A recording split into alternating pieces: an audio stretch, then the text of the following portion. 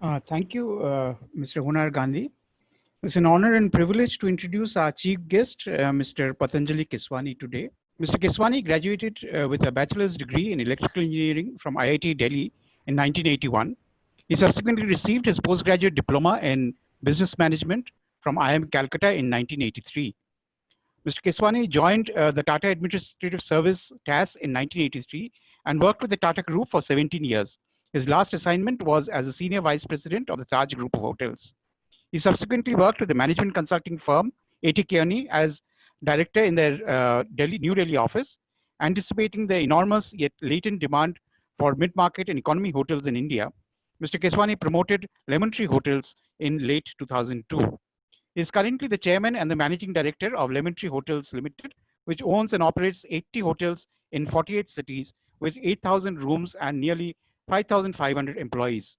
Lemon Tree Hotels is listed on the National Stock Exchange of India and the Bombay Stock Exchange on 9th April 2018.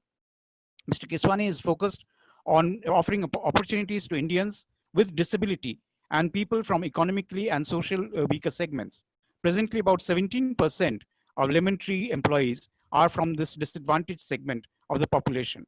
Lemon Tree Hotels has been presented with a national award by the President of India for the best employer of persons with disabilities in 2016 and 2011, and a third national award in 2012 for being a role model in providing a barrier-free environment to persons with disabilities. Mr. Keswani is also the chairman of the Skills Council for Persons with Disability. He is also the member of the Sector Skills Council for Hospitality, Travel and Tourism.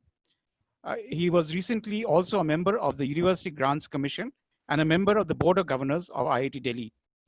Mr. Keswani has been awarded the Distinguished Alumni Award by his alma maters, IIT Delhi in 2011 and IIM Calcutta in 2012.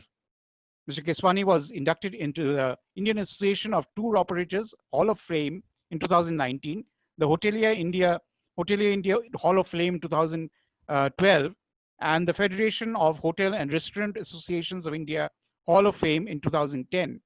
He received the Excellence Award for Inclusion and Diversity and the Condé Nast Travelers Readers Awards 2018. Mr. Keswani is a first-generation Indian entrepreneur. His father was an Indian Railway Service officer, and his mother was a doctor in the Indian Army. He was married to Saranita. They have two children, a son Aditya and a daughter Nayana. He lives in New Delhi. There will be a Q&A session immediately after the address by Mr. Keswani. You may type in your questions in the chat window during this speech. Please join me in welcoming Mr. Keswani to deliver the address. And good afternoon, Chairman, Director, Professor Nag, the other faculty, and the incoming batch of, I think it's the 57th batch. I was just calculating that I was, I think, the 18th batch. So that was 39 batches ago. But it seems like just yesterday. So when I was listening to you, Sri Krishna, I felt that what you said was so valid, that life goes by very quickly, and it seems just like yesterday. And in that balance sheet, it is so important for you to look back and smile at what you did. There's a saying that anything you do, you should be able to look yourself in the mirror and smile if it's published in the papers the next day. So anyway, Anju, the director, asked me to address you folks. We didn't really speak about a specific topic, but I was just asking myself that, if I was a kid back in IMC, what is the one lesson I feel is, the single lesson? I didn't want to get into many subjects. What is that single thing that is crucial for success in your life, both professionally and personally? And I thought I'd entwine that with the coronavirus, which is a very topical item. So we are going to talk about the coronavirus and the second item, which is resilience, right? Now, resilience, I think, is something absolutely vital for us to inculcate. And I will explain what I mean by resilience shortly. It is not going to be taught to you, obviously, in your classes. Though, Anju, you may consider actually doing case studies on that. But resilience, I mean very simply, is the ability to absorb and bounce back. Okay. And you're going to face, obviously, in your lives, there are going to be multiple times when you'll have to face adversity, and the ability to bounce back, to recover, is something I find astoundingly not really prevalent. I find most people quit. Resilience is don't quit. And I find most people quit somehow here. You see, it's not the problem, it's the approach. So I would like you, we'll discuss this a little more in detail. I'll give you a case study on it. But resilience is, I think, the first and most important attribute you need to develop in yourselves, right? Now, let me start with the first topic, the coronavirus, which I find very interesting, by the way, because I see what it is doing to our across the globe. So let me start by telling you, humanity has, what is coronavirus? It is a pandemic. In the past, there were multiple epidemics and few pandemics, right? And I'll tell you why it has become a pandemic. But you have to keep in mind, a pandemic is really an epidemic across the world, right? So humanity has faced regionally and globally many epidemics and the occasional pandemic in recorded history. So in recorded history, actually the earliest epidemic really was the epidemic, what was called the plague of Justinian. Justinian was the greatest Holy Roman Emperor of then Byzantine, now then Istanbul. He's the guy who built the Hagia Sophia, for those of you who are history buffs. And this was 4th century AD. And it killed a lot of people, but we don't know how many exactly. The most deadly plague in history in terms of impact on society was the Black Death, the bubonic plague of 1457. And this one, I'm told, killed between 25 to 60% of the European population. Imagine 1 in 2 people died in this plague. Okay. Now in recent history, and I'm talking the last 100 years, we have had, excluding the coronavirus, 2 epidemics and 1 pandemic. The biggest was, of course, the Spanish flu. And amusingly enough, it was called the Spanish flu, not because it originated there. It also originated, by the way, in Mongolia, which is part of China, in a part of China. And the Spanish flu was called Spanish because the Spain reported it very directly, did not be opaque about it. So therefore, they got the moniker Spanish flu. It affected 500 million people. This was, by the way, in the middle of the First World War. And the real outbreak was from spring 1918 to spring 1919. It affected 500 million people. The population of the world then was 1.5 billion, about 20% of today. And it killed 50 million people. Okay, let me bring it to current numbers. If the population, of the world today is 5 times, that means it would have killed 250 million people, 250 million people, if it had occurred today. So that was the Spanish flu. Then there was the Asian flu of 1957, 2 years before I was born. This was an epidemic which killed 1 million people.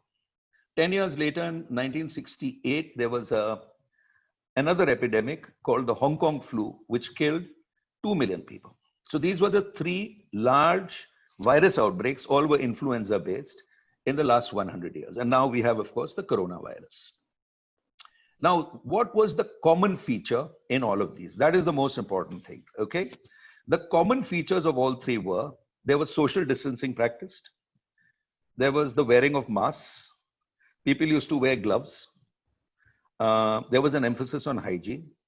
No cure or vaccine was found. But interestingly enough, in all 3 cases, in those localities, people got herd immunity, and I'll explain that. And within 3 years, everything came back to normal. Everything. There was total panic. Stock markets collapsed. People thought it was the end of the world. A bunch of, Christian fundamentalists actually said the Messiah is coming. Stuff like that. But in 3 years, everything came back. So I'd just like to briefly cover a vaccine and a cure. So basically today, there is, there is a perception that it is there is very high mortality in this disease, high death rate. But the reality is, if you look at studies done by the Yale Medical School, it is sub 0.4%.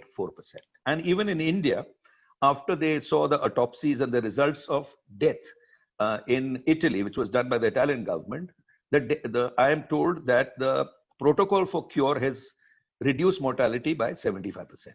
So Really, in any vaccine, in any epidemic, you start with a vaccine. A vaccine basically immunizes at least 75% of the population. Then the therapeutic side is the cure, so that 25% who do get it, less than 0.2% die. Okay, so right now we have no line of sight. And in the earlier three epidemics, by the way, there was no line of sight on either a vaccine or a cure. So what happened was herd immunity. Herd immunity means when a large enough percentage of the population, it is right now being debated whether it is 25% or 75%. It's somewhere in between.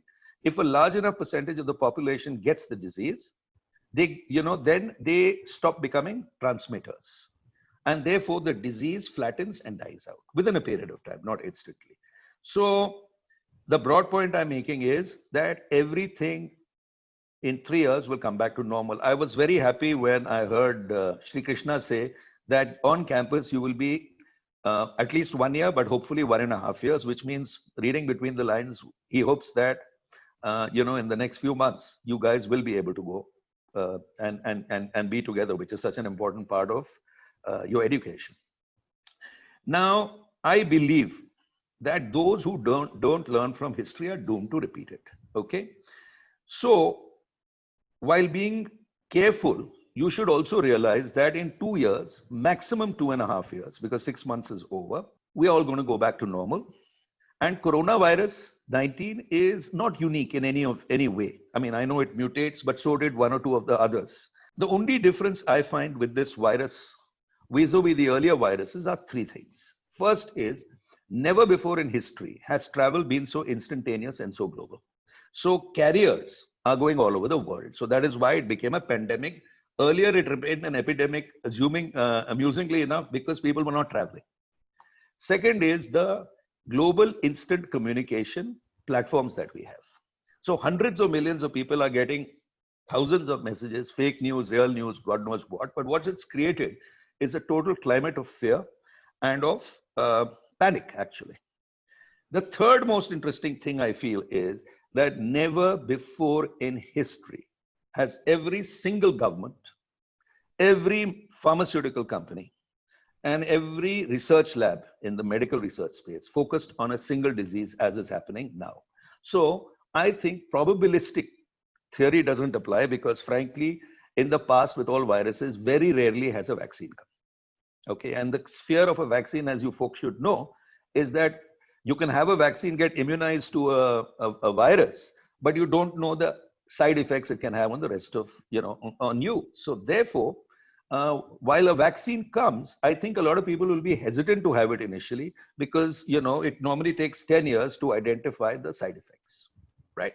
But be that as it may, a cure is 100% in the next 3 to 6 months, which means fear of death will go, though fear of infection will not.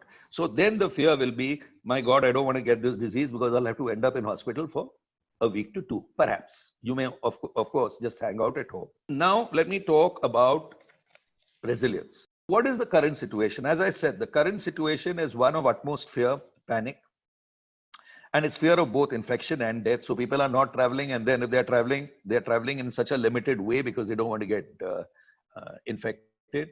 So this, which is actually a health crisis, has now translated into a global economic crisis, and demand for most discretionary items has become close to zero. Okay. So again, linking back to a point, you see, most economic consumption today globally is not linked to needs, it's linked to lifestyle. Keep that in mind. Okay. Those of you who want to be marketeers and work in FMCGs, keep in mind that 90% of what you spend is not required for living. It's required for lifestyle. Okay, that's why we call ourselves a consumerist society. So this lifestyle component of consumption has really crashed, right? Whether it's luxury, whether it's brands, whether it's restaurants, whether it's hotels, vacations, what have you. So as a result of this, the discretionary consumption sector has been decimated, and among the worst affected in this spectrum of consumption is the travel and tourism sector. You can see what's happening to airlines. Okay, it is equally bad in hotels, equally bad in restaurants. Nobody's going to restaurants, nobody's going to hotels, nobody's going to airlines. Now, I want you to talk specifically about hotels because I will now link it to resilience. In the last 5 months, 60% of all branded hotels in India have shut down. Demand has dropped by 90%. Okay.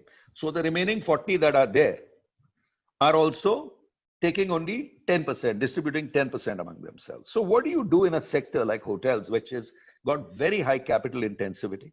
It's very expensive to build. It has debt normally on its books. And it has very high fixed costs, mostly in the form of its people, because it's really a service industry wrapped around real estate. Fund is destroyed so catastrophically. Normally, profitable hotels start losing enormous sums of money. And recent studies have shown that at least 80% of the hotels in India are in danger of being shut down if this continues for another 3 months. So imagine, so this is linked to the supply chain, and I'm going to cover supply chain also, which is linked to resilience a little later. But broadly, the point I'm making is that if this continues for a certain period of time, you are going to have a very real chance that your business has to shut down. And thousands of employees, by the way, it's not 5,500, we have 8,000 employees, we have 1 employee per room. There is this danger that they will all lose their jobs. So let's apply now our principle of resilience to this situation, okay? And I just want to tell you how we looked at it, because I find interestingly, when your back is on towards, you're cornered, your back is to the wall, and let's assume you are resilient, you have this approach that I'm going to find a way out. It is also the father of innovation. Okay, you do things you would never have thought of doing. And the biggest problem, as you guys will discover when you start working, is that innovation is difficult to implement when it is across an organization. It is easy to innovate as an individual, very difficult to align everybody to innovate across an entire organization. And when I was in A.T. Kearney, I remember A.T. Kearney was a spin-off of McKinsey many years ago. And McKinsey was the strategy consultant. A.T. Kearney used to talk about strategy execution. And the 2 key things, if there was a pillar of thought, a thought process in A.T. Kearney, one was that average strategy with great execution trumps great strategy with average execution, number 1. Number 2, execution is always the key. It is always where companies fail. Number 3 is that nobody changes unless the pain, because changing implies pain. If I tell any of you, listen, from tomorrow you will write with the hand you do not use, you're not going to listen. You're not going to follow that out. When will you do it? When the pain of that is less than the pain of not changing. Suppose I tell you, suppose you are a southpaw and I say, write with your right hand. And you refuse to write with your right hand, obviously. But I give you an electric shock every time you don't, and a severe shock. After some time, you will start writing with your right hand. Okay. Sorry, I'm a left-handed guy. Therefore, I take that as the context. Roughly 7% of the world is left-handed. So it would be interesting, Anju, to study and find out how large is the batch? How many people? 480. 480. Okay, so if this theory is right about 34 people, 34 people should be left-handed. Anyway, so if you must make the pain of change less than the pain of not changing. That's the key to execution, by the way. And of course, when there is when survival is at stake, then pain is 0 compared to not surviving. So the key question I want to take you through is my thought process. So if I say we are a resilient company, then what do we do to survive in the short term and to be, by which I mean to be the last man standing. See, in any environment, you can at most be the last man standing. And that is the thought process we went through about 5 months ago when this hit us initially. So what I find works is scenario planning, which is the start of strategy, which is what happens if your revenue drops by 40%, 60%, 80%. So you have to plan on scenarios. And for each scenario, you must have not less than 3 plans. So one other thing I have learned in my life is planning is all well and good, but never have only one plan, especially for important actions that you take. Always have a plan B. In fact, preferably have a plan C. Whenever in Lemon Tree, we take a major policy decision or major investment decision, we always have up to 3 plans. Plan A, if that doesn't work, we will do B. If that doesn't work, we will do C. And this is actually embedded in our DNA, and I think is one hallmark of resilience. So you define your strategy based on different scenarios, because your actions will be very different if you are doing, a drop of revenue of 40% versus a drop of revenue of 80%. And once you define these strategies with plan A, B, C, and D, you do a second very important thing, and that is something I heard Sri Krishna also talking about, which is set your boundary conditions. So let's go back for a minute. You decide various scenarios may occur, A, B, C, D, in times of high uncertainty and volatility. Within each scenario, you decide 3 plans, okay, because the situation evolves.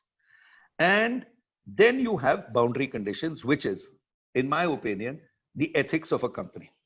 You see, a company is nothing but culture. Culture is the personality of a company, how you work in that company, do's and don'ts. So those of you who have not taken a job in the past, who have come directly from college, when you go to a company, you will find that there are peculiar aspects of that company that define how you should work there. What you should do, what is not to be done. So they are the do's and don'ts of the company, how you work in that company. So here, if you set, what we do is we set what's called boundary conditions, which is those things we will absolutely not touch, the must-haves within these strategies. So the 2 must-haves we had was, first, we will not lay off anybody. We have 8,000 employees now. Like you guys, I come from a similar background.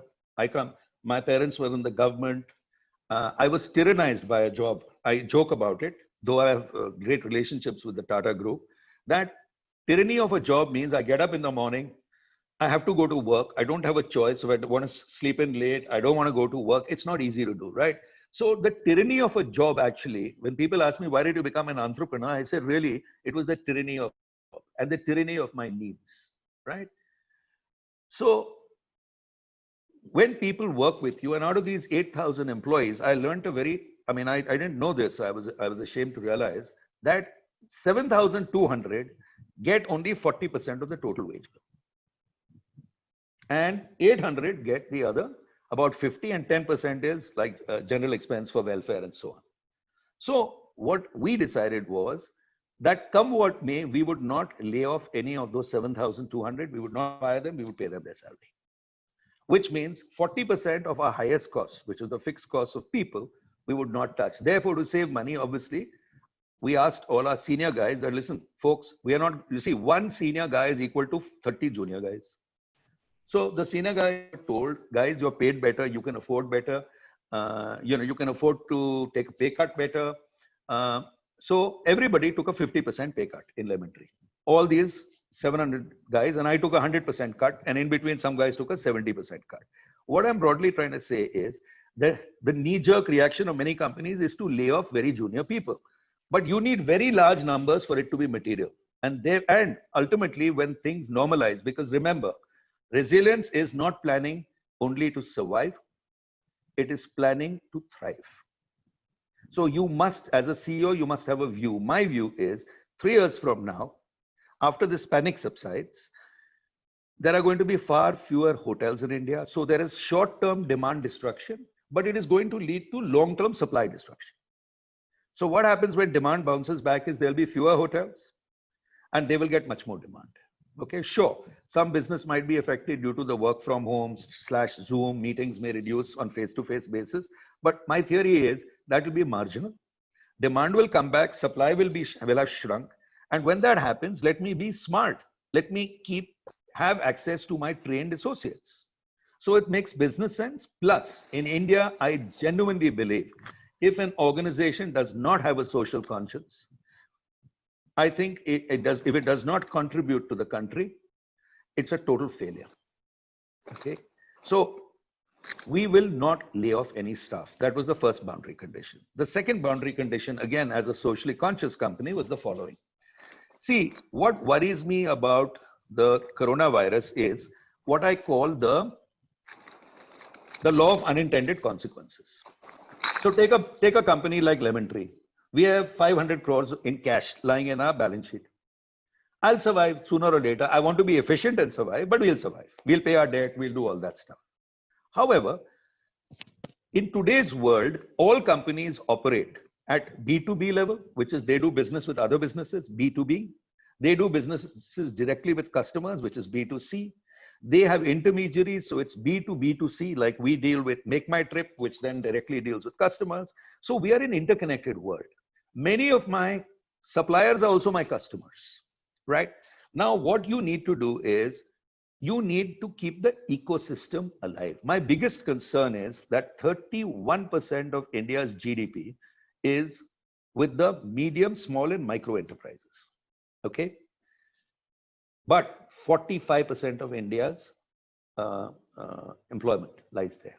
What's happening in these small companies? These are companies with turnover of 5-10 crores. They've got 100 employees. They don't have orders. The few customers that are there are larger companies are not paying them because they are doing cash flow management by not paying them.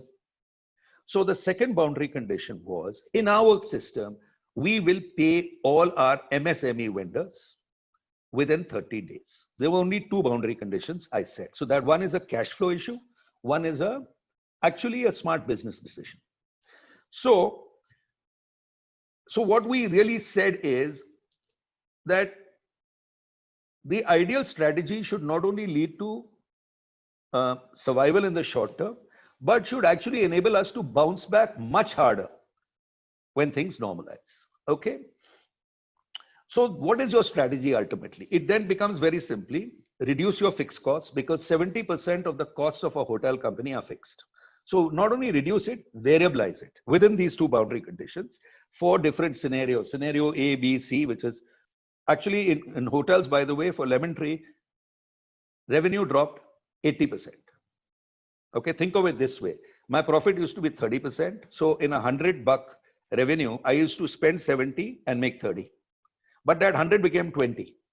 So we had a simple theory. In our scenarios, we said, come what may, each scenario is at each drop of revenue, our expenses will be less than equal to that revenue. So I know many people in IIM are mathematically smart, right? So I'm going to explain this. If $100 of revenue becomes $40, then $70 of expenses have to also drop to 40, which is roughly 40%. Scenario one. If revenue drops 80%, then $70 of expenses have to come to 20, which means expenses have to drop 70%. Each of them require different levels of intervention, and to achieve that, you have different plans, plan A, B, C, D. Okay, so it's a matrix. Basically, revenue drop is your y-axis, and plan A, B, C, D is your x-axis. And so we did all this, and we said we are going to reduce our fixed costs, variabilize it to the extent possible. Number two, we are going to have enough cash that we do not become a non-performing asset with our banks, because as I said, we are a capital intensive business. Lemon Tree currently has debt of about 1700 crores. So I need 200 crores a year to service it and to repay my debt. Third is we do not lay off any employees. Fourth is we pay all our small vendors. So this was broadly our strategy. And last was, of course, at a time like this, we implement new processes and systems. We have 300 SOPs, by the way, for hygiene, safety, security of employees, guests, visitors, and vendors. So we reach out and communicate. So our loyalty base is about 1.5 million people. So emails, information, reach out and reassure your customers. Now, if you can execute such a strategy, and as I mentioned to you in the past, implementation is 100 times more important than, like they say, money talks, bullshit walks. In my opinion, strategies can be bullshit, but execution is money. Okay. If you can execute this, you will not only survive, but emerge stronger, more innovative, and with permanent benefits. Because what we discovered was we had 1 employee per room. We had 8,000 employees. We reduced 30% of our services, but we reduced 60% of a bunch of our employees have gone on leave, to their hometowns. About 2,500 are staying in hotels. What we found was that we improved our productivity by 1.5 times. Okay, which means as we grow, we don't need to hire more employees. And the benefit there for us, we calculated, is roughly 120 crores a year. When things come back, our profit will be 120 crores more than it would have been before this crisis. So the law of unintended consequences. So I want to tell you a little story. See, I'm a guy who loves talking anecdotes. So the two or three things I want to just share with you is, first is, of course, a little bit of business. There are three types of people. So when something happens, there are people who watch what happens. There are people who wonder what happened. And there are people who make things happen. Unfortunately, and this is a reality, the people who make things happen are very, very, very few in number. If there is one piece of advice I'll give you with resilience, it is try and be of the last category. So resilience is not taught in class. You must consciously inculcate it. And that's a never say die attitude, which will work in your professional lives and your personal lives. And do follow it out. Two other anecdotes I'll share with you. So somebody asked, why did we go into focusing on employees, what we call actually opportunity deprived Indians? So if you have not read a book called The Man Who Knew Infinity, it is on Ramanujan. I would very strongly urge you guys to read it. So I'll link this up. Somebody asked Warren Buffett, what makes you the world's most successful investor? And he very modestly said, I am a winner of the ovarian lottery. So what he meant was, he explained that he was born to the right parents in the right place at the right time. Right? Now, nobody is born to the right or wrong parents, but certainly you can be born in a place at a time when you do not have access to opportunity. And in those cases, you need serendipity to get you to be successful, because you are battling the odds like, very, very few people without resilience, actually. So when I heard this, I asked myself, what about people who are losers of the ovarian lottery? And I did a quick back of the envelope study with my strat team. And we said there are 400 million Indians who, due to circumstances entirely beyond their control, it's as if it is their destiny, they are born without opportunity. You see it with your migrant labor, the children of migrant labor who will never have opportunity. You see it with my agricultural contract farmers, okay, their kids. And if we as a country don't have the heart to help them, and you guys will be uniquely positioned to help them in your jobs, because you will all have an opportunity to employ people, then don't expect the government. No government can successfully do it. Okay.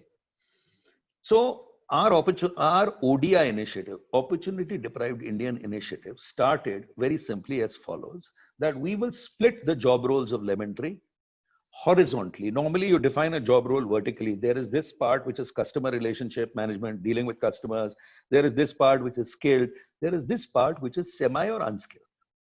So what we do is, instead of one guy doing this, we have two guys, one guy doing the highly skilled, one guy doing the semi-skilled. So we created about 1,500 such positions, and we hired about 700 people who are physically disabled, 100 people who are intellectually disabled, and about 700 people who are Angutha Chaps, which means they are either not educated or up to a level where they can just, their signature is their thumbprint. All of them had very high productivity. And what we discovered was that, in the entire organized sector in India, there are only 50 million employees out of 500 million Indians who need jobs. We went after the other talent pool. And whether it is your personal satisfaction, whether it is how your employees react, initially they may resist, but ultimately they become part of it. Or whether it is your customers, ultimately it's a brand builder. It is socially positive, it is emotionally positive, and it is economically positive. Then why are we, more of us, not doing it? So I evangelize on that. Last one, Winston Churchill, not a man I admire, but even so, once said, if you're 20 and not a communist, you have no heart.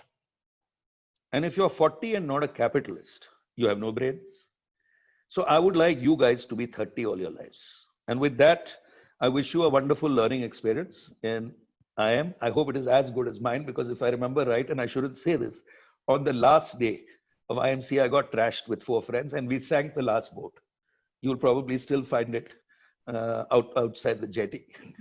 Don't send me a bill, Anju, You're please. responsible for that. Now we know. So all the best. So We're the, with you.